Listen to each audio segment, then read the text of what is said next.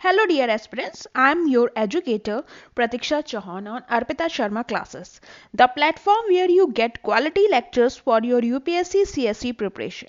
We are going to cover important topics for public administration.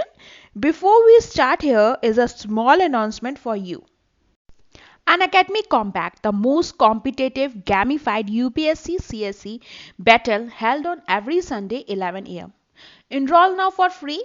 Link is in the description box below the video. Use code ARPITA10 to unlock the Plus experience for free and start learning from the best. How to enroll in the quizzes for free? Download the Unacademy Learning app. Register or sign in on the app. Select the goal as UPSC CSA. Click on the link above and then on Enroll Now. When prompted, please enter the code ARPITA10 to activate your free plan. An Academy Compact is a battle to challenge thousands of learners and win exciting rewards and prizes. It's India's biggest weekly competition for UPSC CSC. Extensive quizzes with 6 rounds of 10 questions, each from economy, polity, environment, science and tech, geography, history. The questions are curated by An Academy's best educators. You will see a real-time leaderboard after every question to instantly know the answers you got right, know where you stand among other learners in India. Detailed video solution after every contest so that you get it right the next time. Don't miss this opportunity. Hurry up, enroll now. Today's topic for public administration is politics and administration dichotomy. So let us begin the topic. Let us understand the background related to it. Thomas Woodrow Wilson was elected as the 28th President of USA in 1913. जो Thomas Woodrow Wilson थे वो 28th president बने US के इन 1913. Received Nobel Peace Prize. He was a professor of political science and also an administrative scholar. वो political science के professor भी थे और साथ ही साथ वो administrative scholar भी थे. He was elected as governor of New Jersey before he became president. President बनने से पहले वो elect हुए as a governor of New Jersey.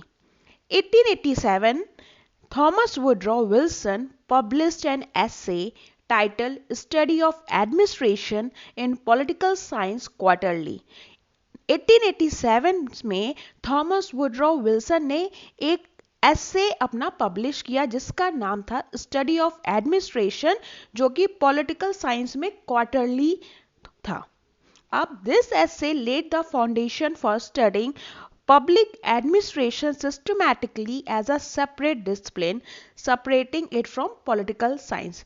ये essay जो था वो अलग से एक फाउंडेशन लेकर रहा था पब्लिक एडमिनिस्ट्रेशन की सिस्टमैटिकली, एक अलग डिसिप्लिन बना रहा था जो कि पॉलिटिकल साइंस से अलग था. Thomas Woodrow Wilson is considered as father of public administration.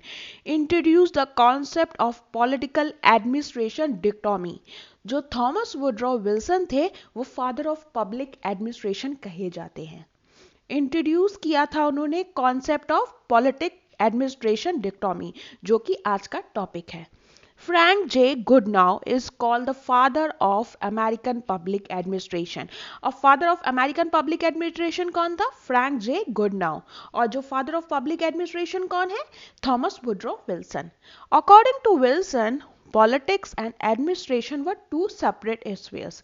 Wilson के हिसाब से जो पॉलिटिक्स है और एडमिनिस्ट्रेशन है वो दो अलग चीजें हैं.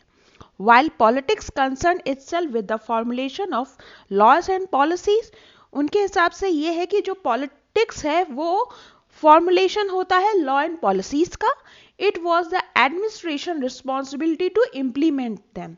ये एडमिनिस्ट्रेशन की रिस्पॉन्सिबिलिटी होती है उसे इम्प्लीमेंट करने की लॉ एंड पॉलिसीज को. Now we will talk about the contribution of Thomas Woodrow Wilson. Contribution क्या क्या थे थॉमस वुडरॉ विल्सन के? Woodrow Wilson contribution can be discussed under the following heads. पहला, the objective of administrative study.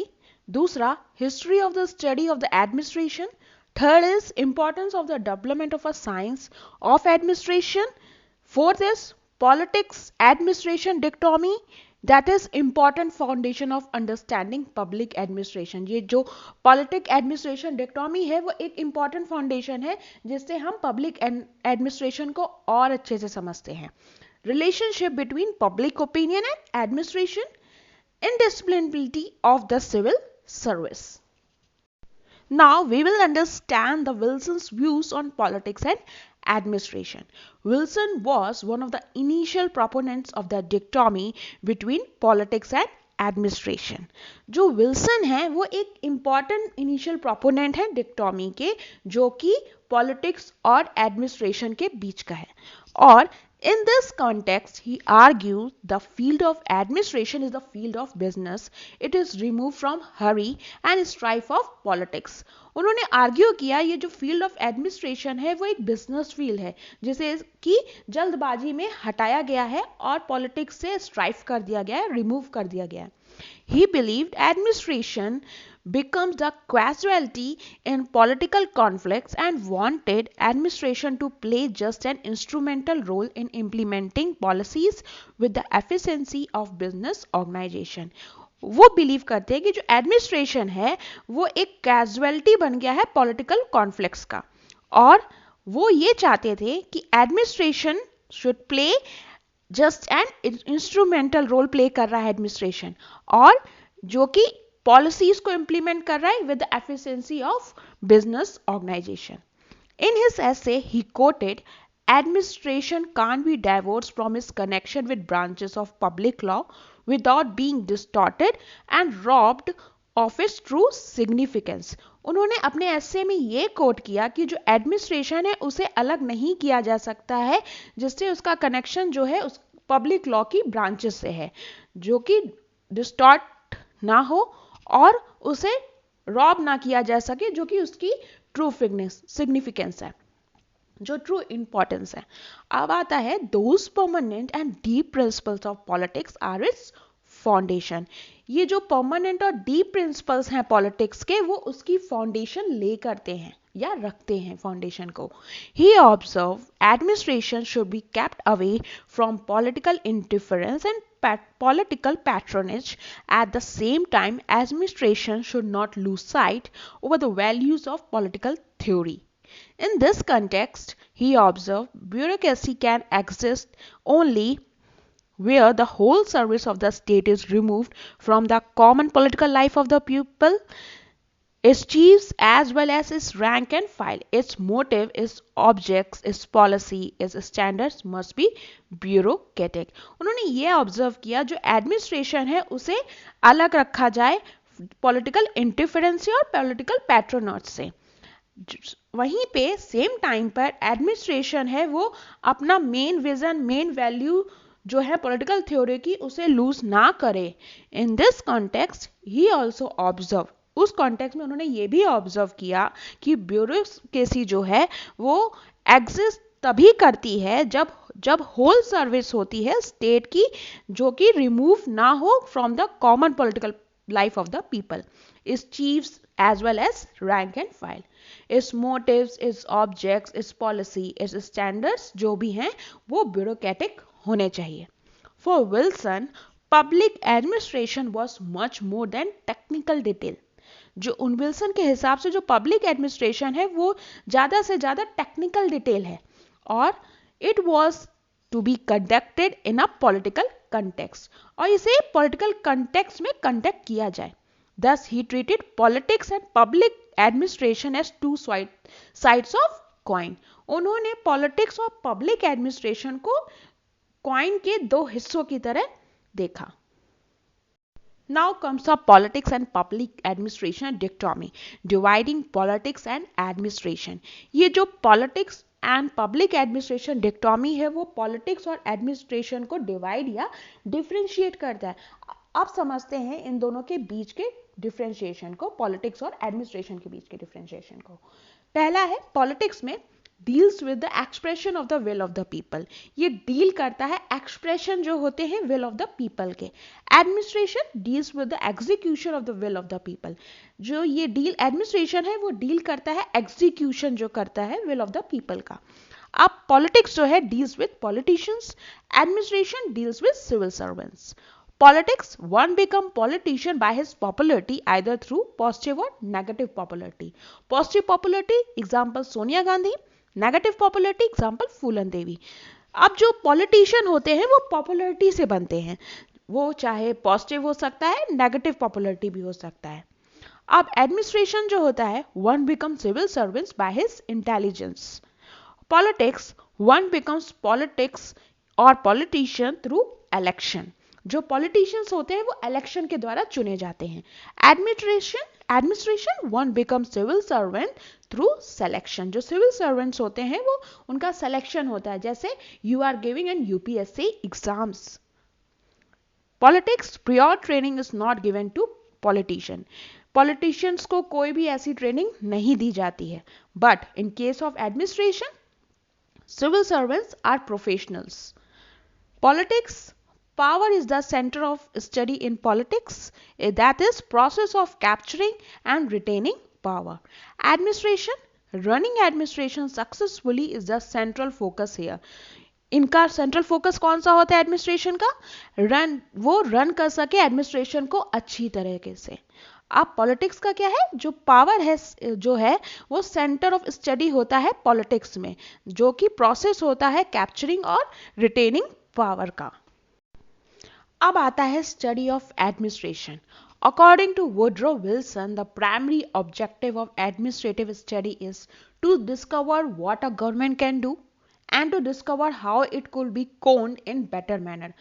Woodrow Wilson का ये जो primary objective था administrative study का, उन्होंने ये डिफाइन किया कि गवर्नमेंट क्या कर सकती है उसको डिस्कवर करना और उसको कैसे बेटर मैनर में कोन्ड या फिर काम कर सकती है उसको डिस्कवर करना. It is the object of administrative study to discover what government can properly and successful do. Second, how it can do these proper things with utmost possible efficiency and at least possible cost either of money or of energy. That is how economically will do the things more effectively.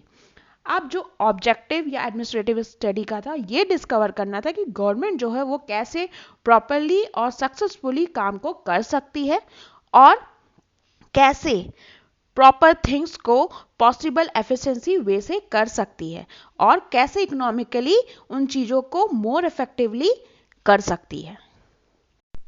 Now let us talk about the importance of the study of administration.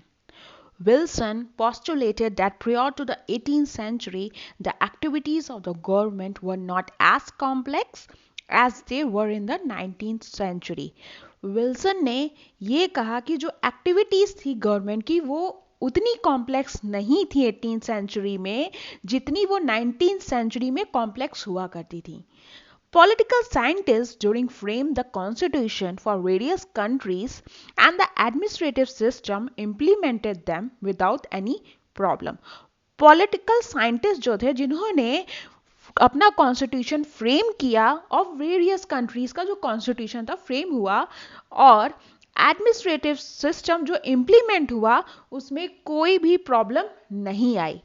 The focus of all political thinkers was on framing the laws and the implementation of such law was treated as natural corollary which required little scientific analysis and thought. जो main focus था political thinkers का वो उस पे था कि law जो हो वो फ्रेम हो सके और इम्प्लीमेंट हो सके वो लॉ और ट्रीट हुए जैसे नेचुरल कोलरी जो कि रिक्वायर्ड करता है लिटिल साइंटिफिक एनालिसिस और कुछ साइंटिफिक थॉट्स को. Once a law was made, it was considered as implemented as the administration could not force it down on people without much resistance. एक बार जब law बन जाता है, once law was made, तो ये कंसीडर हो जाता है उसको इम्प्लीमेंट करना एज द एडमिनिस्ट्रेशन जो होता है वो फोर्स नहीं कर सकता है to on people without much resistance. This was possible because population of various countries were less and there were no complex systems of public revenue, public debts, etc. ये possible तब था क्योंकि पॉपुलेशन जो थी डिफरेंट कंट्रीज की वो कम थी और कोई कॉम्प्लेक्स सिस्टम नहीं था ऑफ पब्लिक रेवेन्यू, पब्लिक डेब्ट etcetera. In short, according to the Wilson in the 18th century and prior to it, the question that bothered all political scientists was how to make constitution and not how to implement it. In short, अगर बात करें according to Wilson जो 18th century या prior उसके था, तो ये question था कि जो बॉदर कर रहा था सारे साइंटिस्ट, पॉलिटिकल साइंटिस्ट को कि जो कॉन्स्टिट्यूशन को कैसे बनाया जाए, उस पे नहीं कि कैसे इंप्लीमेंट किया जाए. अब और चीजें हैं जैसे according to Wilson the 19th century presented a contrasting picture of to the above. Wilson के अनुसार या अकॉर्डिंग टू विल्सन जो 19th सेंचुरी था वो कॉन्ट्रास्टिंग पिक्चर प्रेजेंट कर रहा था. Populations had increased and the governmental activities had become extremely complex. जो population थी वो increase हो रही थी और जो governmental activities थी वो extremely complex हो रही थी.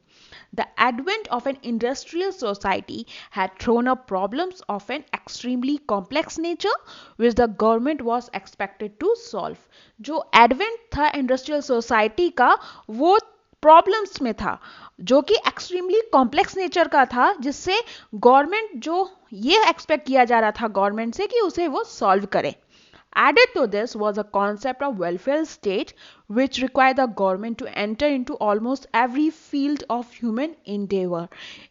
ऐड करें तो कॉन्सेप्ट जो था वेलफेयर स्टेट का वो ये रिक्वायर कर रहा था जो गवर्नमेंट है वो एंटर करे हर फील्ड में जिससे ह्यूमन की अचीवमेंट या फिर सक्सेस हो. The activities of the government not dictated by the constitution but by the wishes of the people. जो एक्टिविटीज थी गवर्नमेंट की वो कॉन्स्टिट्यूशन को डिक्टेटेड नहीं कर रही थी but wishes of the people होती हैं. To quote Wilson, there is a scarcely a single duty of government which was once simple, which is now complex. Government once had few masters, it now has score of master. Wilson ने coat किया कि ये scarcely है कि single duty होती है government की जो कि पहले सिंपल थी बट अब ये कॉम्प्लेक्स हुई जा रही है, कठिन हुई जा रही है या फिर कॉम्प्लेक्स है. सो गवर्नमेंट जो पहले कुछ मास्टर्स रखती थी, फ्यू मास्टर्स थे, उसके पास अब स्कोर्स ऑफ मास्टर है, मतलब कई मास्टर्स हो चुके हैं गवर्नमेंट के. Majorities formally only underwent government the conduct government. When government once might follow the whims of a court, now follow the views of a nation. The functions of the government are every day becoming more complex and difficult.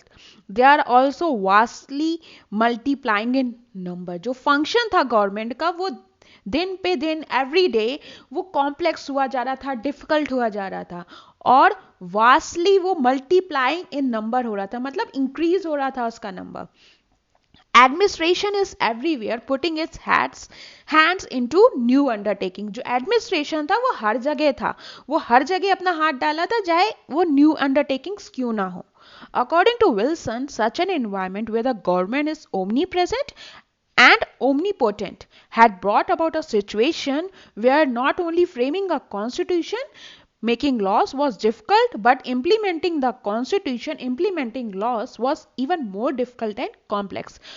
According to Wilson ये था कि जैसा ये environment है जहाँ पे government जो omni present है या ओमनी पोटेंट है, वहाँ पे जो सिचुएशन है वहाँ पे जो फ्रेम हो रहा था कॉन्स्टिट्यूशन, जहाँ पे लॉ बन रहे थे वो डिफिकल्ट हुआ ही जा रहा था, साथ ही साथ जो इम्प्लीमेंट होता है कॉन्स्टिट्यूशन, इम्प्लीमेंट होते हैं लॉस, वो और डिफिकल्ट और कॉम्प्लेक्स हो रहे थे.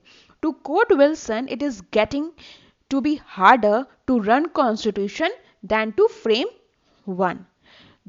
विल्सन ने ये कोट किया, ये मोर हार्डर है कि कॉन्स्टिट्यूशन को रन करना उसको फ्रेम करने से ज्यादा. Highlighting the difficulties in the implementation process, Wilson reiterates that the activities of the modern day government are increasing in complexity day by day.